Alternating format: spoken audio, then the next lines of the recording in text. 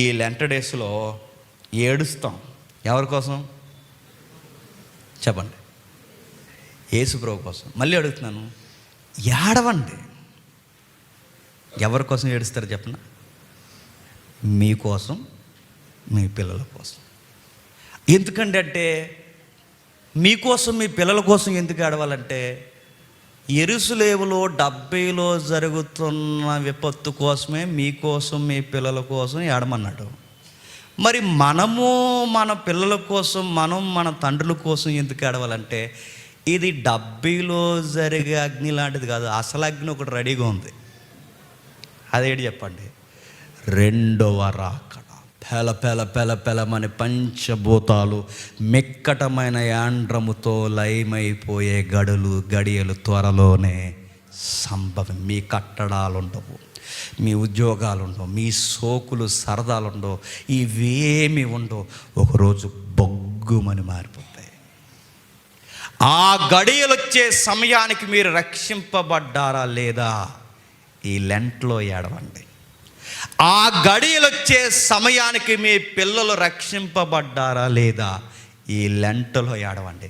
కపాల స్థలం దగ్గర చదువుతున్న సందర్భాన్ని చూసి మనం ప్రేతాత్మలుగా పాతాళానికి పోకముందే చెప్పండి, ఏడవండి.